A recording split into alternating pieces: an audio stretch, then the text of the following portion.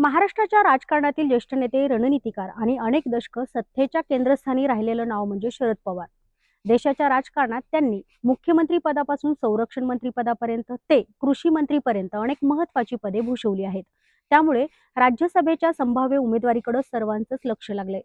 सध्या राज्यसभेची जागा काही रिक्त आहेत. अशा वेळी राष्ट्रवादी काँग्रेसच्या गोटात हालचाली वाढल्याचं पाहायला मिळतंय. पक्ष फुटीनंतरचं समीकरण, अजित पवार गट आणि शरद पवार गटातील संघर्ष आणि दिल्लीतील राजकीय घडामोडी या सगळ्या पार्श्वभूमीवर सध्या एकच प्रश्न महत्त्वाचा ठरतोय, तो म्हणजे राज्यसभेवर शरद पवार जाणार का? याच विषयाची चर्चा आपण या व्हिडिओच्या माध्यमातून करणार आहोत. नमस्कार, मी शनाया. महाराष्ट्रातून रिक्त झालेल्या राज्यसभेच्या जागांसाठी लवकरच निवडणूक होणार आहे. महाविकास आघाडीकडून एक जण सहज विजयी होऊ शकतो. या जागेसाठी शरद पवार यांच्या नावाची जोरदार चर्चा होती. तसेच संकेत देखील शिवसेना ठाकरे गटाचे खासदार संजय राऊत यांनी दिले होते. पण त्यांच्या या वक्तव्याला आमदार आदित्य ठाकरे यांनीच खो देत शिवसेना मोठा पक्ष आहे, त्यामुळे पहिला क्लेम हा शिवसेनेचा असेल असं वक्तव्य केलं होतं. त्यामुळे आता संजय राऊत यांना यू टर्न घ्यावा लागलाय. त्यांच्या नव्या वक्तव्याने शरद पवारांसाठी राज्यसभेचा पेपर जड जाईल अशी स्थिती सध्या निर्माण झाली आहे. संजय राऊतांनी यू टर्न घेतल्याने शरद पवारांसाठी राज्यसभा दूरच असल्याची सध्याची स्थिती निर्माण झाली आहे. ठाकरेंचा हा नवा डाव राजकीय वर्तुळात सध्या चर्चेचा विषय ठरलाय. आदित्य ठाकरेंच्या वक्तव्यावर राऊत यांनी स्पष्टीकरण दिलं आहे. ते म्हणालेत की माझी आणि आदित्य ठाकरे यांची भूमिका वेगळी नाही. आमचा पक्ष हा 20 आमदारांचा आहे. दुसऱ्या क्रमांकावर काँग्रेस आहे. त्यानंतर शरद पवार यांची राष्ट्रवादी काँग्रेस आहे. त्यामुळे जो निवडून जाणार आहे तो खासदार महाविकास आघाडीचाच जाईल. आदित्य ठाकरे जे बोलले ते चुकीचं नाही असं देखील संजय राऊत यांनी स्पष्ट केलं आहे. राज्यसभेवर जाण्याची शरद पवार यांची इच्छा आहे. तसं मी म्हणालो होतो. ते ज्येष्ठ नेते आहेत, महाविकास आघाडीचे नेते आहेत. त्यामुळे आम्ही एकत्र बसून निर्णय घेऊ. शिवसेना सर्वात मोठा पक्ष आहे. अशात पहिला अधिकार हा आमचाच आहे असं देखील संजय राऊत यांनी स्पष्ट केलंय. त्यामुळे आदित्य ठाकरे जे काही बोलले ते योग्यच बोलले. ते चुकीचं बोलणार नाहीत. राज्यसभेसाठी 37 मतांचा कोटा आहे. त्यात 10 ते 12 मतं जास्त राहतील असं पाहायला मिळतंय.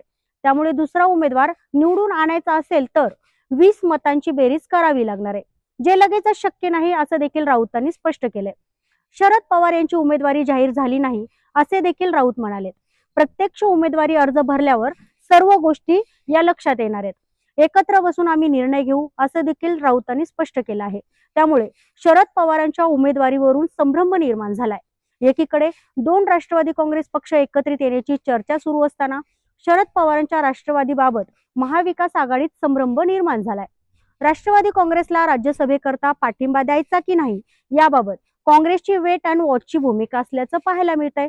अजित पवार यांच्या पक्षासोबत शरद पवारांच्या राष्ट्रवादीचं विलिनीकरण झाल्यास काँग्रेस वेगळा विचार करण्याच्या तयारीत असल्याचं देखील बोललं जात आहे. राज्यसभेवर निवडून द्यायच्या 7 जागांसह एकूण 37 जागांसाठी बुधवारी भारत निवडणूक आयोगाने निवडणूक कार्यक्रम जाहीर केलाय. त्यानुसार राज्यसभेच्या द्विवार्षिक निवडणुकीसाठी 16 मार्च रोजी मतदान होणार आहे. विधानसभा निवडणुकीनंतर जवळपास निकालात निघालेल्या महाविकास आघाडीच्या ऐक्याची या निवडणुकीत कसोटी लागणार आहे. विधानसभेतील संख्याबळ लक्षात घेता महायुतीचे 6 तर महाविकास आघाडीचा एकच उमेदवार राज्यसभेवर निवडून जाऊ शकतो. अर्थात त्यासाठी महाविकास आघाडीची एकजूट महत्वाची ठरणार आहे. राज्यसभेवर निवडून जाण्यासाठी पहिल्या पसंतीच्या 37 मतांची गरज आहे. पक्षीय बलानुसार भाजपचे 4, शिंदेसेना आणि राष्ट्रवादी अजित पवार गटाचा प्रत्येकी 1, महाविकास आघाडीचा 1 उमेदवार निवडून जाऊ शकतो. राज्यसभा निवडणुकीसाठी महाविकास आघाडीकडून शरद पवार यांच्या नावाची जोरदार चर्चा आहे. पवार यांना काँग्रेस आणि उद्धव सेनेचा पाठिंबा मिळू शकतो. मात्र वाढलेलं वय आणि प्रकृती लक्षात घेता पवार राज्यसभेवर जातील का हा मोठा प्रश्न आहे. पवारांनी राज्यसभेवर जाण्यास नकार दिला तर आघाडीला सहमतीचा उमेदवार द्यावा लागणार आहे. दरम्यान राज्यसभेचा उमेदवार देताना भाजप धक्कातंत्राचा अवलंब करण्याची शक्यता आहे. भाजपमध्ये विनोद तावडे असतील, विनय सहस्त्रबुद्धे असतील, सुनील देवधर यांच्या नावाची जोरदार सध्या चर्चा आहे. धैर्यशील पाटील हे पोटनिवडणुकीत राज्यसभेवर गेल्याने त्यांना पुन्हा संधी मिळू शकते अशी देखील चर्चा आहे. तसेच केंद्रात मंत्री असल्याने भाजपच्या कोट्यातून रामदास आठवले यांना पुन्हा संधी दिली जाऊ शकते. उपमुख्यमंत्री अजित पवार आणि राहुरीचे आमदार शिवाजीराव कार्डिले यांच्या निधनामुळे विधानसभेतील 2 जागा या रिक्त आहेत. शिंदे सेनेत माजी खासदार राहुल शेवाळे आणि संजय निरुपम यांच्या नावाची जोरदार चर्चा आहे. अजित पवार गटाकडून पार्थ पवार यांचं नाव पुढे येण्याची शक्यता आहे.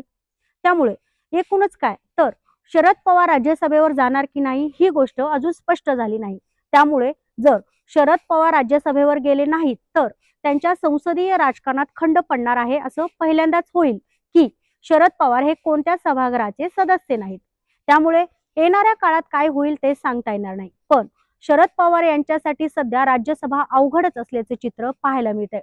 तुम्हाला काय वाटतं? शरद पवार राज्यसभेवर जाणार का? कमेंट करून मला नक्की सांगा. आणि हा व्हिडिओ आवडल्यास लाईक करा, शेअर करा आणि सबस्क्राईब